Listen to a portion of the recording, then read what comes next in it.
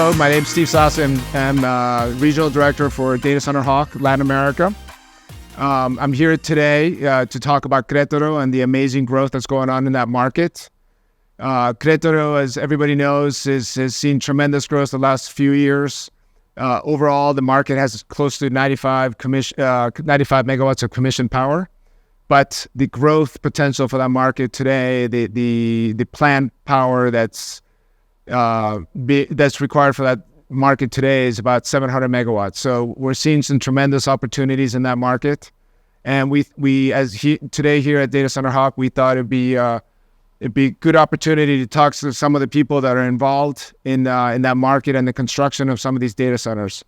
So with us today, we have Ed Background, who's the president of DCCM, which stands for Data Center Consultants of Mexico. Ed has firsthand knowledge of what's going on in the market, and I'm going to let Ed introduce himself and give some of his background. Okay. First of all, Steve, I want to thank you very much for allowing me on your show. I'm a big fan. It's been a whirlwind here in Querétaro. I started out construction back in 1981. We started high-rise building reconstruction with my family. Local Law 10 of 80 was a big law. College kid got hit by a brick, and they had to fix up all the high-rise buildings for lack of a longer story. And worked on Woolworth Building, Chrysler Building, Carnegie Hall, a lot of nice big structures, famous structures, historical structures, because they were old. From there, I moved to Miami in 2012, sold my business, and tried to retire, but started losing my mind, and started building high-rise buildings as a consultant, SLS, the Paraíso structures, Panorama, which is the largest building from Miami to New York City. Moved to Querétaro, worked on 3 data centers that were pretty big, and consulted to push to get them done, commissioning and all the other fun stuff. And I just was amazed that it just kept going. It's just another client would call and say, "We want to build in Querétaro. We want to build in Querétaro," and the shift from Monterrey and Ciudad de Mexico to Querétaro was huge. And I'm going to tell you right now, it overwhelmed these people. They didn't know what was happening next. And like I was trying to describe to you earlier, that farmer who was plowing the fields for years, the next day he was Judd Clampett. He was a millionaire and having a blast. So the growth has been amazing here, and I'm very happy, and I'm fortunate to be a part of it at this stage of my life. Great. Well, thanks. That's a very good background, and it's great to get this knowledge from somebody that's down there on the ground dealing with this tremendous growth, right? So you kind of just touched on my first question that I want to ask you is, what do you see Querétaro as an attractive market for data centers versus Mexico City? Why are people coming to Querétaro to build their data centers and not 120 miles south in Mexico City? Yeah. If you ever drove in Mexico City, that's the number one reason. You just can't get around. And to get equipment, materials, and logistics to and from Mexico City is a nightmare. The labor force of Mexico City is second to none. It's the equivalent of New York City in America. They're amazing people. They work very hard. The earthquakes, they get whacked here. They're tough. The San Andreas Fault runs right through the center of Mexico City. Mexico City is actually 7,000 feet in the air on a lake, an old lake bed. So it really takes a beating. So Querétaro is an extremely safe city, 3 hours away from Mexico City, not that far. 3 hours on a bus that's extremely comfortable. You don't even need to drive your car. It's so safe here. There are absolutely, you could walk the streets at night. You'll never have a problem. The police don't bother you. No one bothers you. It's just a beautiful place to work and live. The land is abundant. It's a lot cheaper than Mexico City. Mexico City, they'll get you there. They will get you hard there. Querétaro is getting more expensive. We'll talk about some other areas if you want later in the show that I feel are up and coming. But Querétaro is not saturated yet. It's on its way. I looked at 2 other potential data center sites last week, and they just keep coming. They're keeping their word on power. They say they're going to provide the power, and they're providing it. So the government is really working hard to accommodate this new growth. Okay. That's good to know. I mean, we get a lot of, I talked to all the providers, and so far everybody said that, it's not easy to get the power, but they eventually they're able to get the power. So that's good news to hear that coming from you. Can you tell us about any specific projects you're working on? I can tell you that the power that on 2 sites this week we received as promised. I think they're starting to solve the power issues.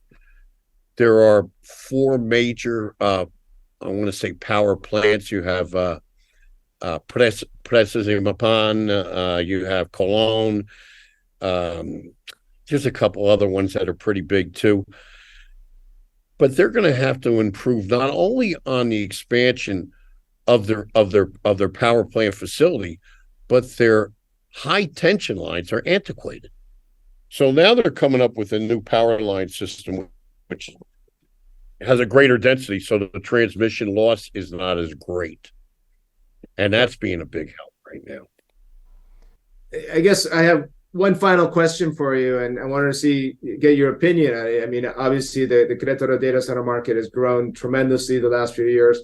I mean, I usually, when I tell people about Querétaro that don't know about Querétaro, I kind of compare it to Ashburn, Virginia, right? Ashburn, Virginia was farmland. There was nothing there. I had a job in Ashburn, and I lived in downtown DC, and people saying, oh, you're commuting all the way out there. There's nothing in Ashburn. So I see this growth coming in Querétaro. And so I wanted to get your opinion. What do you see Querétaro in the data center market in the next 5 to 10 years? It's definitely going to keep growing. If the people do not get greedy with the sale of the land, and the government maintains the need for power, there's a demand for power. They could go solar. They could go cogen. They need to start being a little more creative with alternative energy, which works fine. I mean, the sun is brilliant here, and it's a desert, basically. So if they could combine those items, I think they're going to really excel. Actually, the new nominee for Moreno, which is in the presidential race, is Claudia Sheinbaum.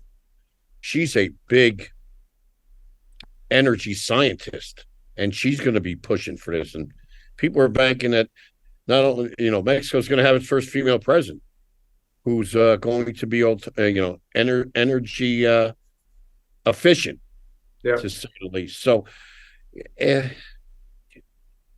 there's some big changes. Big, exciting things are happening in Mexico. If I can only get a couple crews from New York City and Oregon down here, I could probably take over the world. So when you're speaking to some of your customers, are they looking to expand anywhere else outside of Querétaro? They ask. I had last month, I had a Bitcoin gentleman, and he asked for, you ready for this? 500 megawatts. Wow. Yes, sir. He was here. I want 500 meg. A Russian gentleman. I hope he doesn't hear me. Probably put a hit out on me. But he said, I want 500 megawatts, and I want it tomorrow. So I said, you're not getting 500 megawatts here. But and I'm going out on a limb here because I like to be proactive, and I like to take shots. I like to gamble in business. I'm going with the isthmus.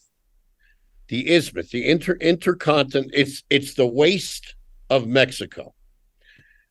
It's it's the area that stretches, the thinnest area of Mexico that stretches from the Gulf of Mexico to the Pacific.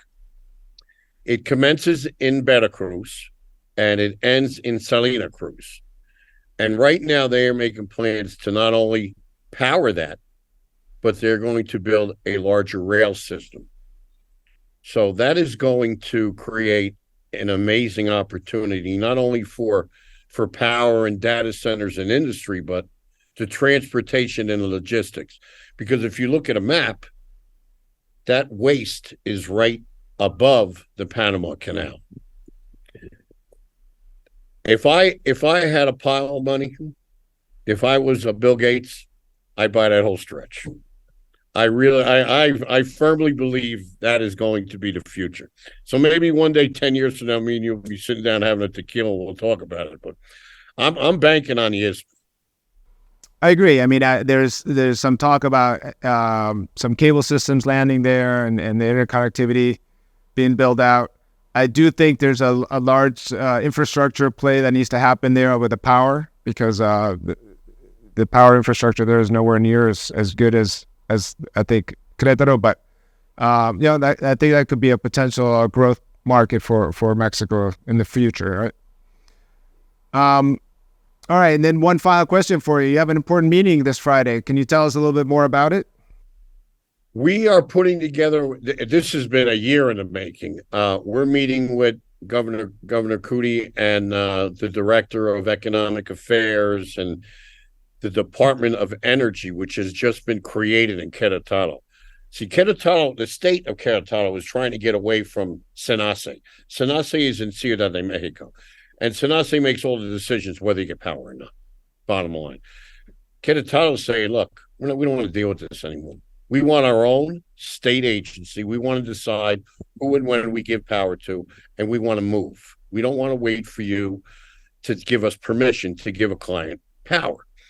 So we're meeting with them, and I sent you the presentation if you want to have another show and discuss that. It combines solar with cogen, and it's going to have a data center, and it's also going to have industry, and it's also going to have a large industrial park with an educational center. So it's kind of going to be like a city. When you look at it, I guarantee you're going to give me a call. It's pretty impressive. It took us a whole year to put it together. We have real drawings from an architect, and we had the land plotted out in Querétaro. I'm going to say it's 220 hectares.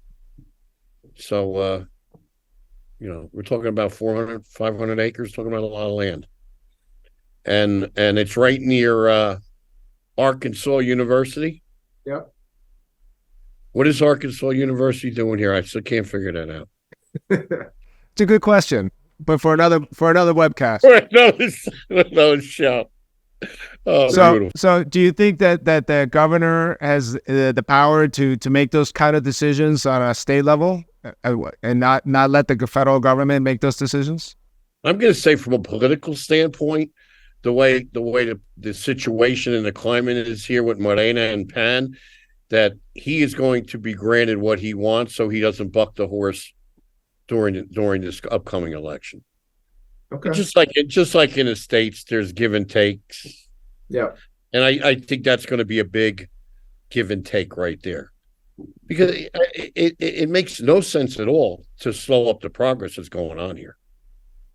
I agree. I mean, I can tell you, I'm attending a conference here in Austin, Texas, and the number one issue that everybody's talking about is power, right? And it's no longer connectivity, it's no longer how quickly can you build, it's how much power can you give me. Power and fiber. I mean, find the land next to an airport, you got the fiber. Start begging for the power. I mean, that's the best you could do. And build bigger. Take your time and build something bigger. So you wait and you wait and you wait. You're not waiting. Your power comes already down to construction, because you're not going to build that fast. You'd like to think you're going to, but not going to build that fast. Supply chain issues and all the other good things that are happening. Okay.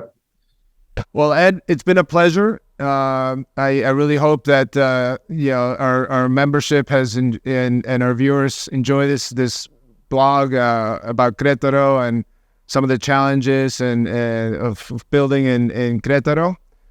But as always, it's been a pleasure speaking with you, and I look forward to speaking to you in the future and see what projects you'll be working on.